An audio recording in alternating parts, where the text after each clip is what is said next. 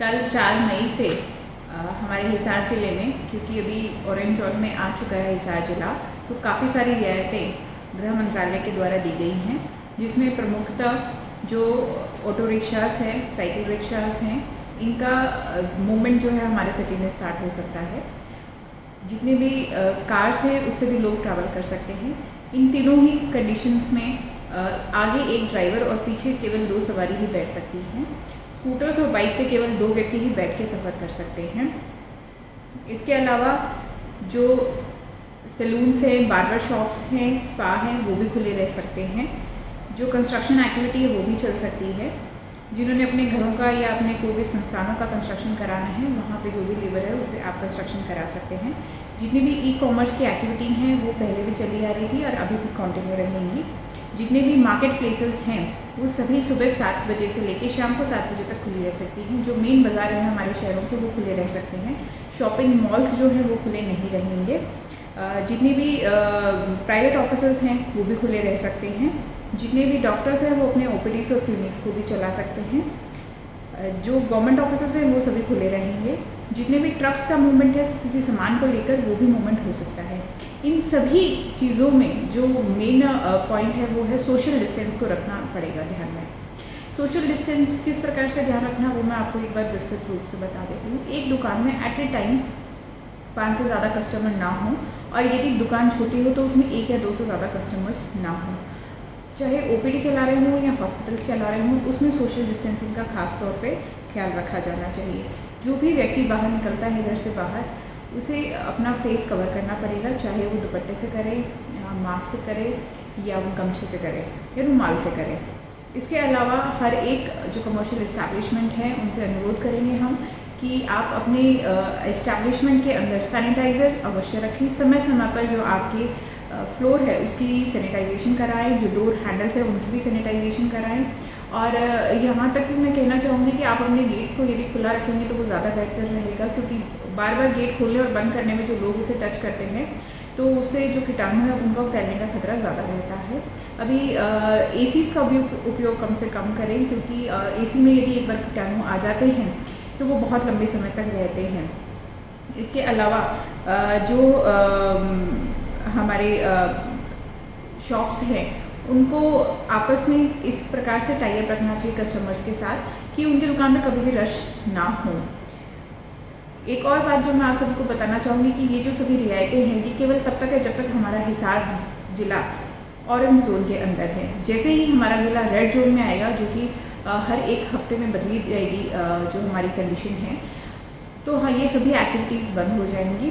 और यदि हमारे ज़िले में आगे आने वाले समय में कोई भी केस नहीं आता तो हो सकता है हमारा ज़िला ग्रीन जोन में भी आ जाए और ये सारी एक्टिविटी और भी खुले रूप से चलने लग जाएंगी। इन सब एक्टिविटी जो कि परमिटेड हो चुकी हैं 4 मई से, इनके अलावा बहुत सारी ऐसी एक्टिविटी हैं जो टोटली बैंड रहेंगी।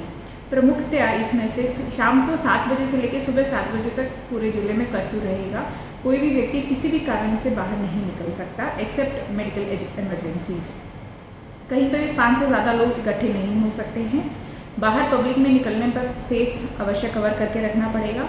जो 65 साल से ऊपर के लोग हैं, जो गर्भवती महिलाएं हैं और जो ऐसे लोग हैं जिन्हें किसी भी प्रकार की पहले लंबी बीमारी चली आ रही है, जैसे कैंसर के पेशेंट है, शुगर के, बीपी के, सो एज टू से डायबिटीज़ और हाइपरटेंशन के, अस्थमा के, रेस्पिरेटरी प्रॉब्लम्स के, और जो बच्चे 10 साल से छोटे हैं इन्हें घर पे ही रहना कंपल्सरी है। ये लोग किसी भी सूरत में बाहर ना निकले एक्सेप्ट फॉर हेल्थ कंडीशंस।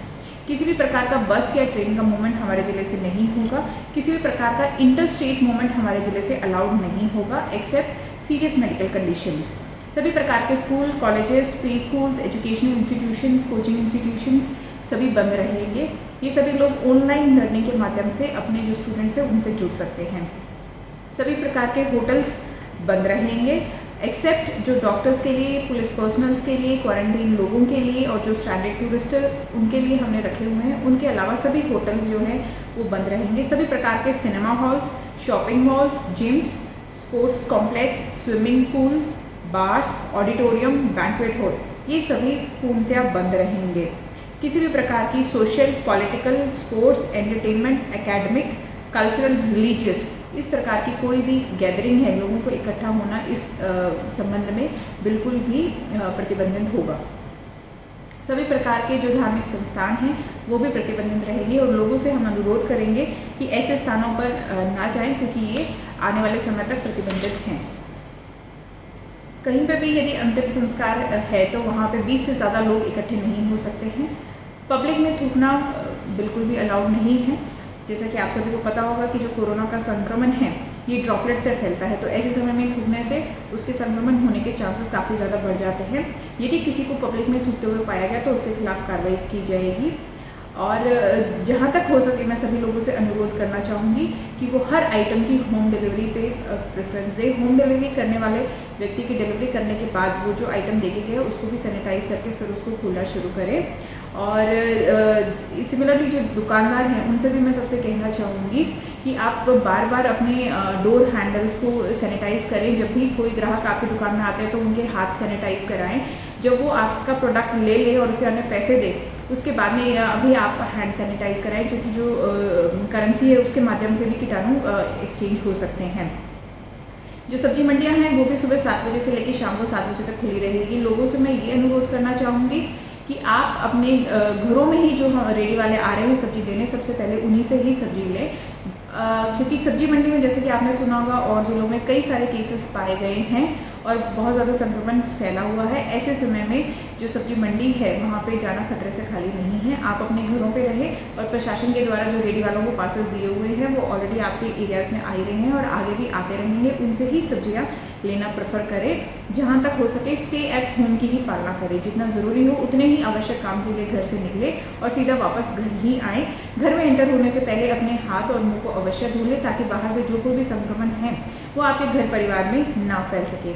आप सभी हिसारवासियों से मैं अनुरोध करना चाहूँगी कि सभी लोग आरोग्य सेतु ऐप जो है उसका डाउनलोड करें।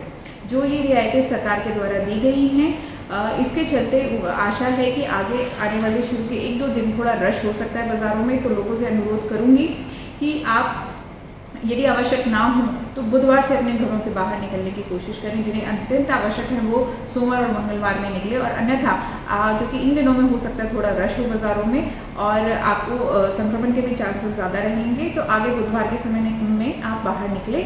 और जो आपके शॉपकीपर हैं उनसे एक बार कॉल करके आप वहाँ की स्थिति जान लें। यदि वहाँ रश कम हो तभी अपने घरों से बाहर निकले।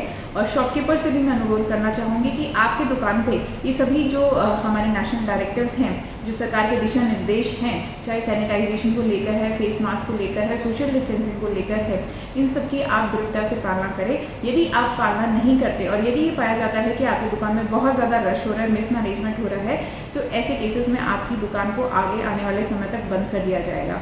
मैं आशा करती हूँ कि हमें ऐसा कोई कठिन कदम उठाने की आवश्यकता नहीं पड़ेगी। लोगों से ये कहना चाहूँगी कि जहाँ तक हो सके आपस में मिलना जुलना कम से कम रखें। जितना आवश्यक हो केवल उतना ही रखें। जो प्राइवेट ऑफिसर्स हैं उनसे भी अनुरोध करना चाहूँगी कि जहाँ तक हो सके आप अपने एम्प्लॉयज़ को वर्क फ्रॉम होम की ही परमिशन दें। उनको अनावश्यक रूप से अपने ऑफिस में ना बुलाएं, इससे संक्रमण फैलने के चांसेस ज़्यादा बढ़ जाते हैं। आने वाले समय में हमारे हेल्थ वर्कर जो हैं वो सभी एरियाज़ में सर्वे कर रहे हैं। मैं चाहूँगी कि आप सभी लोग उनका कोऑपरेशन करें। वो सब आपके स्वास्थ्य की जानकारी लेने के लिए आ रहे हैं और आपके स्वास्थ्य को अच्छा रखने के लिए आ रहे हैं। उनका पूरा आप सहयोग करें। ये जो अभी हमने कुछ एक रियायतें बताई हैं आपको, जैसे दुकानें खुल जाएंगी, ये सभी रियायतें जो 2 हमारे कंटेनमेंट जोन हैं, जैसे एमसी कॉलोनी और डीसी कॉलोनी शहरी क्षेत्र के अंदर और दड़ोली और चुली बागलियान गाँव, इनमें ये रियायतें एप्लीकेबल नहीं होंगी। इन क्षेत्रों में कोई भी दुकानें नहीं खुलेंगी और किसी का भी मूवमेंट भी अलाउड नहीं होगा। केवल जो स्पेशल पास धारक है वही लोग यहाँ पे आ पाएंगे या जा पाएंगे।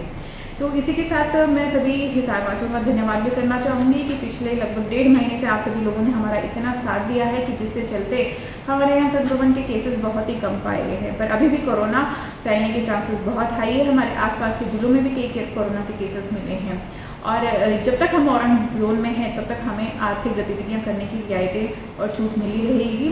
और यदि हमारा ज़िले में केसेस बढ़ते हैं तो हमारा ज़िला रेड जोन में आ जाएगा और ये सभी जो रियायतें दी हुई हैं वो बंद हो जाएगी। और जैसे 3 मई से पहले हमारा ज़िला चलता आया है उसी प्रकार से चलेगा।